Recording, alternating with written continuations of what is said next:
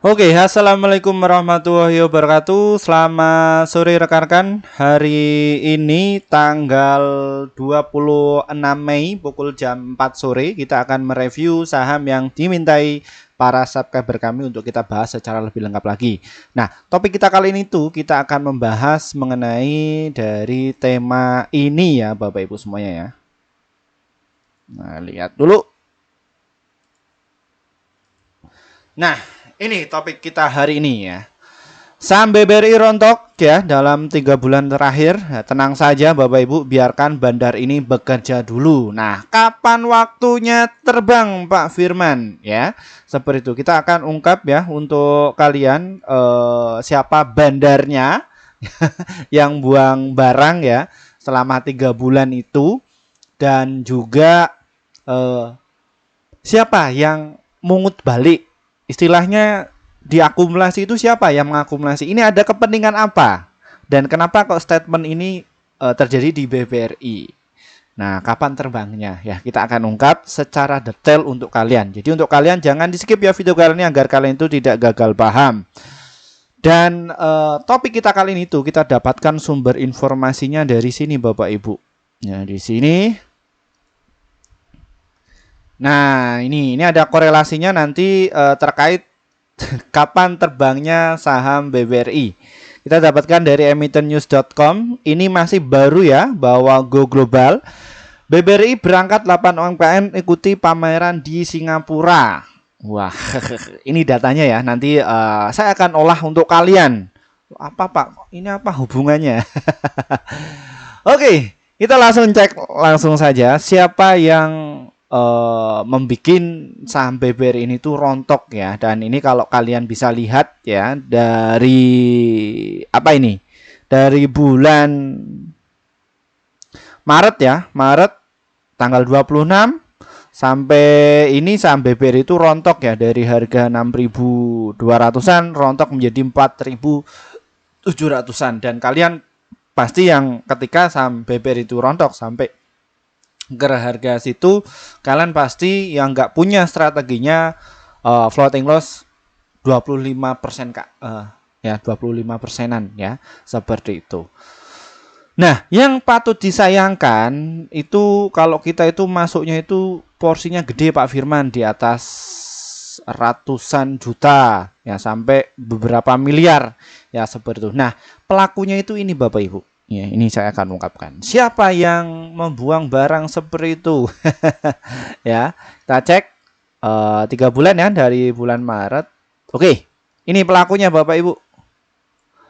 ZP AKBK ya, yang mereka berhasil jualan besar-besaran, dan juga ini CC. Ya. Ini ada BK, AK, ZP, ini Netcel. Sekitar berapa paling tertinggi? ZP itu 20,3 juta lot. Terus ditopang oleh AK 18,3 juta lot. Dan juga CC 11,2 juta lot. Dan ini yang paling besar ini adalah ZP. Ya, seperti itu. Nah, kira-kira. Ya, ini kan saham BBRI itu masih sideways ya. Ya, sideways. Siapa yang memanfaatkan momentum tersebut Pak Firman? Nah, ini saya akan ungkap ya bandarnya ya. Bandar itu istilah kasar sih. Tapi kalau istilah akademisnya itu biasanya mereka sebutkan big money atau big player ya. Atau kalau secara halus lagi ya mereka sebut market maker yang menjaga dari saham BBRI ini. Nah, kira-kira siapa yang mengakumulasi ya? Kapan mulai dia akan digarap Pak Firman? Siap ya. Nah, di bulan apa ini kok bulan Juni? Nah, di sini bulan Mei. Nah, siapa yang pungut balik? Ketahuan ternyata. YP dia pungut sekitar 3,3 juta lot, CC 3,9 juta lot, dan KZ 2,2 juta lot. PD 1,4 juta lot dan OD 1,2 juta lot ya. Dan di sini dalam bulan Mei itu paling banyak ya YP sama CC ya yang mengakumulasi ya. 2 bulan siapa Pak Firman? Boleh untuk kalian ya.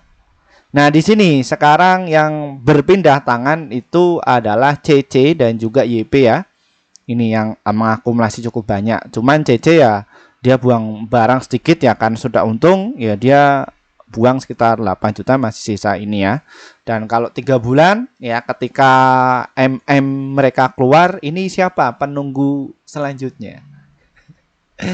Ya ternyata YP ya, YP ini yang saya pakai ya Bapak Ibu ya, tapi ya saya pribadi nggak ada afiliasi dengan mereka, cuman saya ini pakai YP aja ya seperti itu. Nah ini alat-alatnya nanti kita akan ungkap ya, seperti ini. YP 7,9 juta lot, SQ 3,0 juta lot. Nah jadi kalau kita lihat ya secara akumulasi capaian ini, YP itu yang nantinya akan dipakai. Nah, jadi kira-kira bandar itu ini yang masuk ini. Ya, timnya itu ini.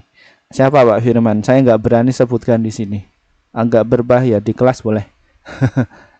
Ya, di sini Bapak Ibu ya. Ini topangnya ada 13 juta lot, CP ini 7 juta lot. Nah, bagaimana untuk mekanisme biar mereka itu cepat nerbangin YP ini ya, yang dipakai nanti akan dipakai antara YP, SQ, SLOD, XC ini nanti akan dipakai ya. Dan ini PD ini juga dipakai ini.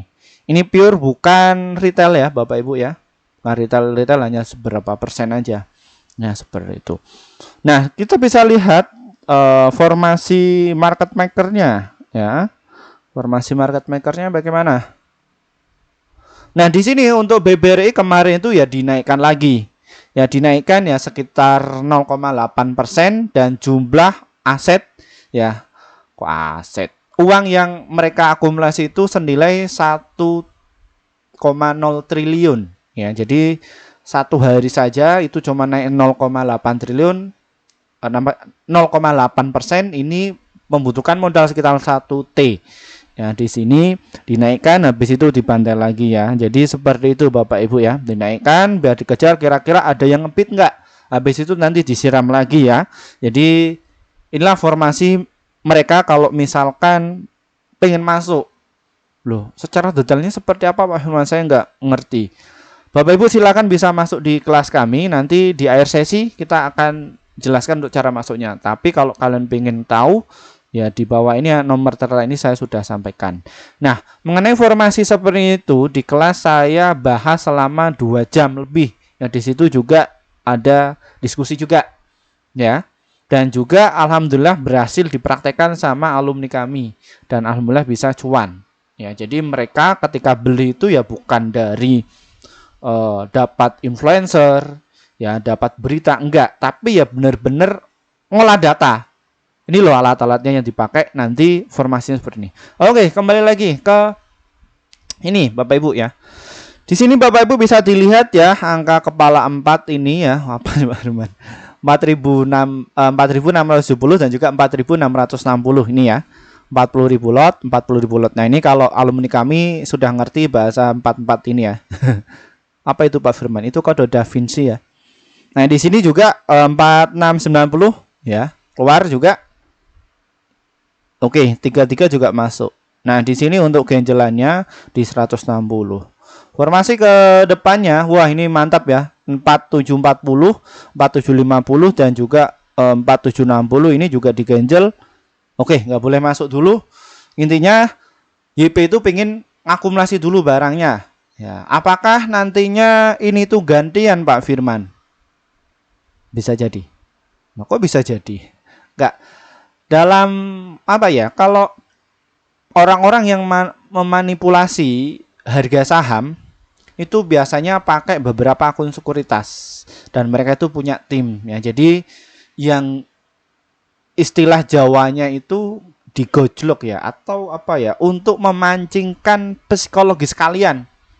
Ya, jadi ketika saham itu rontok, kalian nggak pasti, ketika orang awam ya, ketika saham itu rontok, kalian nggak berani masuk. Tapi ketika sahamnya itu digoreng naik ke atas, kalian baru masuk. Ya, nah biasanya ini seperti itu. Apakah fenomena tersebut itu terjadi Pak di belakang ini?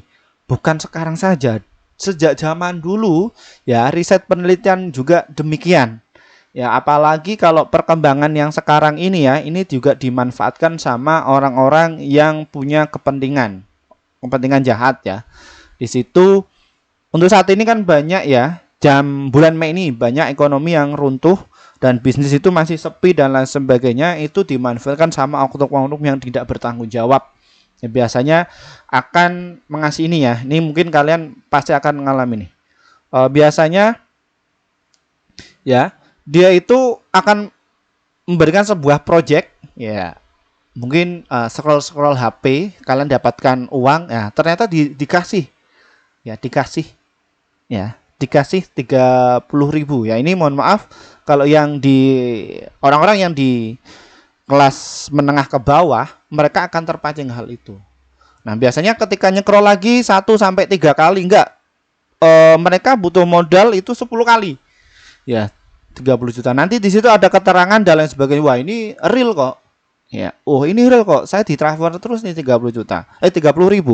Habis itu nanti kalau kalian ingin menaburkan deposit lagi, nanti akan ditransfer lebih gede lagi. Nah, biasanya memancingkan seperti itu. Nah, apakah itu sebuah manipulasi juga, Pak? Ada korelasinya nggak di harga saham ini? Ada. Ya, ada korelasinya. Jadi yang perkembangan sekarang itu seperti itu, penipuan sekarang itu. Ya, kalau di saham bagaimana ya? Seperti itu Bapak Ibu semuanya. Ya, tapi ini dilakukan sama oknum ya Bapak Ibu ya, sama oknum. Nah, disinilah peran seorang emiten itu menjaga harga sahamnya biar nggak kena korban seperti itu. Investor yang ada di BBRI nggak kena korban seperti itu. Ya, seperti itu ya teman-teman ya.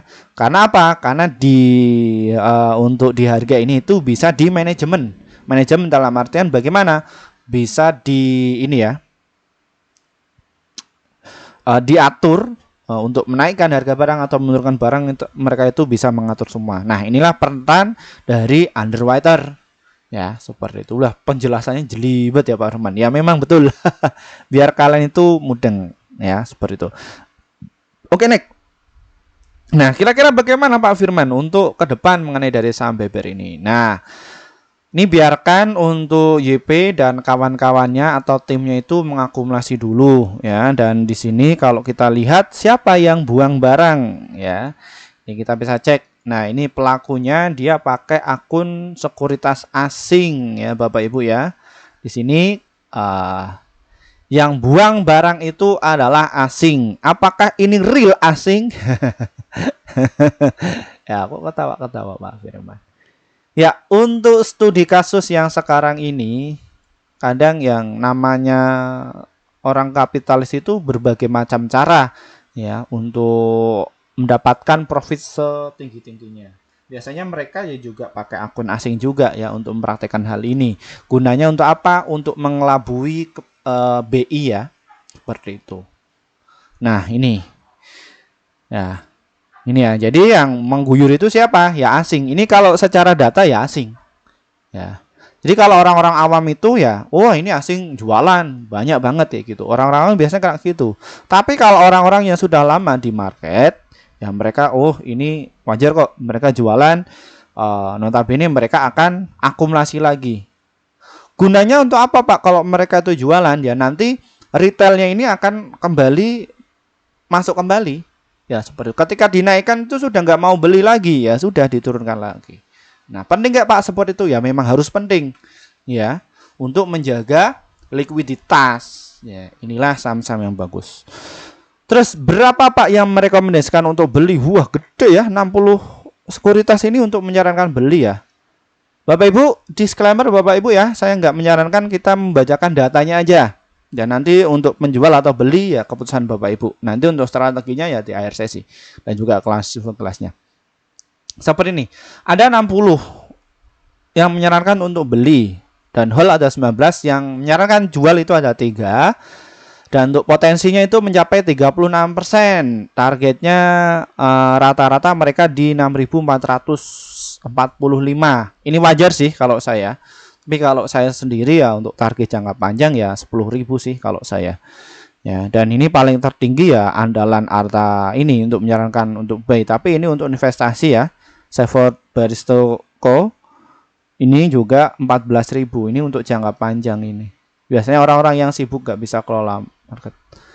BCA Sekuritas menyarankan untuk beli dan di sini untuk potensinya 23% ya seperti ini. ya di sini. Nah, kalau Goto bagaimana? Berapa yang menyarankan untuk beli Pak Firman? Ini 60 ya. Nah, kalau Goto sendiri itu cuma 21 untuk menyarankan beli, tapi kalau Beber itu banyak ya, bisa menyarankan untuk beli. Jadi semua ya para analis teknikal di tiap-tiap sekuritas ini ya untuk menyarankan untuk beli ya, seperti itu.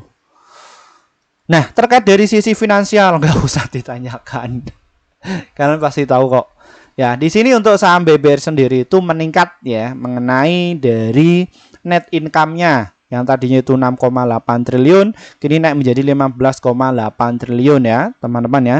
Dan tahun kemarin itu 15,5 triliun dan ini naik ya. Bayangkan ini perusahaannya itu bagus ya. Dan ini untuk harganya masih turun. Jadi manfaatkan waktunya untuk kalian serok yang tujuannya itu adalah investasi. Untuk trading nanti dulu ketika dia itu sudah mulai ada sinyal ya untuk buy, untuk yang trading nanti di akhir sesi kita bedah data-datanya dulu. Nah, PBV-nya juga bagus, PI rasionya wah mantap, price equity ratio masih bagus ya, return equity-nya juga oke. Nah, secara infonya juga dia bagus masuk di IDX 30, LQ45 juga bagus, dan yang terpenting untuk saham BBR itu ya, itu dia salah satu emiten yang dalam 1 tahun itu bagi dividen jumbo setahun 2 kali. Itu di bulan apa Pak Firman? Di bulan Januari, kalau enggak di bulan Maret lah ya. Jadi 2 itu ya. Jadi apabila Bapak Ibu itu nyangkut, bodoh amat, di hold saja, nanti pasti akan dapatkan dividen ya. Jadi untuk kalian yang tergiur dari investasi di sana untuk saat ini ya, bisa manfaatkan untuk di saham BBRI yang sudah jelas ya, jelas perusahaannya bagus ya, untuk prospeknya, kelolaan yang ngelola itu siapa ya. Hati-hati Bapak Ibu, untuk saat ini banyak investasi bodong, hati-hati, awas ya. Saran saya masuk di saham saja. Kalian bisa konsultasi kepada orang-orang yang berkecimpung di dunia pasar modal ya. Nggak usah ke saya juga nggak apa-apa, yang lain banyak kok ya. Tapi untuk yang kepengen ya nanti di sini aja ya, seperti itu banyak. Kita hanya orang-orang yang kepengen saja. Nah, di sini Bapak Ibu bisa dimanfaatkan, jadi masih terdiskon. Jadi Bapak Ibu tinggal hold saja habis itu. Hold seperti itu. Nah, sampai kapan Pak? Kapan terbangnya? Ya, dilihat ya Bapak Ibu ya, untuk menerbangkan dari saham BBRI ini ya cukup modal banyak ya, modalnya juga banyak. Nah, sebelum mereka itu menerbangkan, mereka harus punya barang dulu ya. Setelah barang mereka sudah usai, nanti akan diterbangkan dulu nih. Ini kan untuk proses yang kalau kita cek ya, YP ini masih pungut sekitar 7 juta lot. Ya, nanti biarkan mereka itu punya barang banyak, biarkan retail-retail yang lain itu kena cut loss, mereka tampung, habis itu nanti untuk menerbangkan harga itu mudah ya. Caranya bagaimana Pak Firman? Nih kalau kalian itu punya aset ya ratusan triliun, nah nanti kalian bisa bermain nih di sini ya, untuk di lapaknya BBRI. Nanti ini tinggal dicabut aja, biasanya nggak ada retail yang pasang di sini, terbang itu mudah kok ya, cepet ya, seperti itu. Tapi kalau secara data realnya untuk menaikkan 0,8% itu BBRI butuh 1,0 triliun. Kalian sudah beli berapa juta ya dari saham BBRI ini. Nah, kalau kalian itu nggak sabar, kapan Pak, kapan terbang lah, kalian masuk berapa di saham BBRI ya. Kalau di saham gorengan kalian bisa kendalikan ya, seperti itu. Oke, bandar sudah saya ungkap ya, terus mekanisme ya, dan fundamental juga saya sudah ungkap ya. Beritanya kita ke strateginya ya Bapak Ibu ya. Bagaimana strateginya mengenai dari saham BBR ini Pak Firman. Ya, berhubung subscriber kami itu usianya 30 tahun ke atas yang suka ya. Dan notabene banyak yang swing sama invest ya. Ini saya akan kasih tahu untuk tekniknya ya, tekniknya. Ya, ini untuk teknik yang pertama ya Bapak Ibu ya. Bapak Ibu bisa ditunggu dulu atau dicicil ya di harga 4.600 dan juga di 4.500-an ya di saham BBR ini Ya, dicicil saja atau boleh tunggu di situ. Targetnya ada di berapa Pak Firman? Kalau kalian itu nggak sabar di harga 5.000, kalau sabar sedikit ya di harga 5.500, sabar sedikit di harga 5.700, dan kalau kalian ngehold ya bisa sampai ke 6.000 ya. Lalu bagaimana pertanyaan Pak Firman kalau misalkan saham BBR itu turun ke harga 3.000 ya serok kalau kalian itu tujuan investasi. Loh, enggak takut Pak Firman.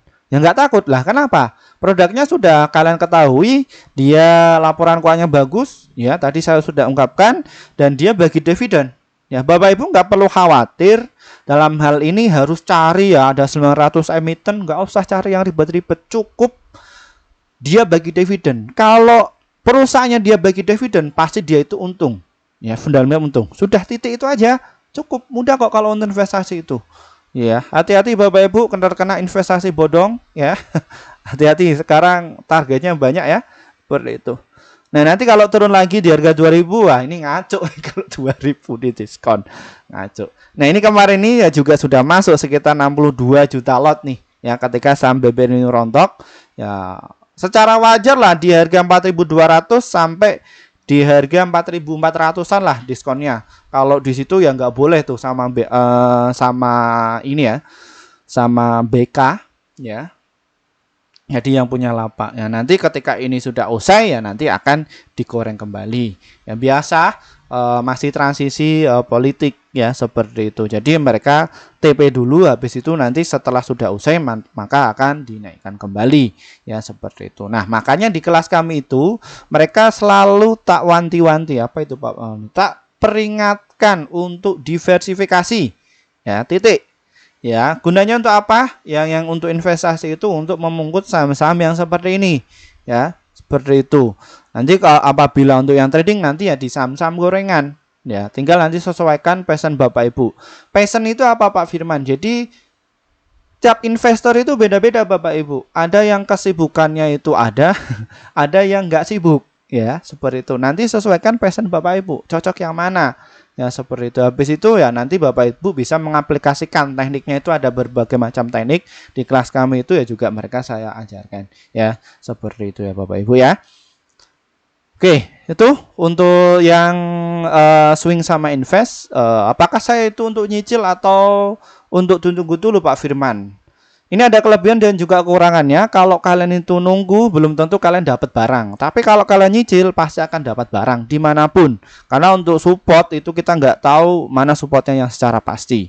Ya, itu tadi kelebihannya ya. Nah, kalau kelemahannya, kalau kalian itu nyicil, bisa jadi kalau kalian itu nggak tahu caranya, itu kehabisan amunisi. Nah, kalau nunggu, kekurangannya Pak Firman ya nggak dapat barang. Ya seperti itu. Sorry, kelebihannya ya. Kalau kelebihannya dari yang nunggu itu kalian dapatkan barang di bawah, tapi ya di situ belum tentu supportnya ada di mana. Ya seperti itu. Nanti tinggal sesuaikan pesan Bapak Ibu. Ya seperti itu. Tujuan di market itu cuman satu visi, yaitu apa? Cuan. Sudah, cuan bungkus. Oke. Clear. Nah, ya untuk trading bagaimana Pak Firman? Apakah saham BBR ini tuh bisa untuk trading kan? Bisa. Ya, cuman kalian kalau untuk trading dari saham BBR itu pakai volumenya itu yang besar. Nah, di atas 100 juta itu oke lah untuk dari saham BBRI. Jadi masih aman. Ya atau 1 miliar bisa. 1% aja gitu atau 5 miliar ya enak. Nanti untuk batasi resikonya ya 1 sampai 3%. Ya, kalian bisa tunggu dulu di harga 4.800, nanti bisa jualan di 4.720 dan juga di 4.731. Jadi ketika dapat barang, tunggu saja naik 1 sampai 3%. Sorry, 0,8 sampai 3% kalian bisa bungkus ya. Karena untuk fee sekuritas ya itu beda-beda. Karena saya pakai fee sekuritas yang paling murah ya seperti itu. Jadi untuk 0,8 saya jual, 0,6 saya jual, apalagi 1% ya. Tapi ya jumlah volumenya yang kita mainkan di saham BBR itu besar ya seperti itu. Jadi tunggu momentumnya ya seperti itu Bapak Ibu. Oke, mungkin itu saja ya sedikit review dari kami. Terima kasih atas waktunya. Dan untuk kalian yang kepengen masuk di kelas kami ya, silahkan kalian bisa hubungi nomor tera ini. Nanti kalian akan dihubungi nih sama ini tuh ya, seperti itu. Jadi saya wassalamualaikum warahmatullahi wabarakatuh. Kita akan bahas saham yang lainnya lagi ya, seperti itu.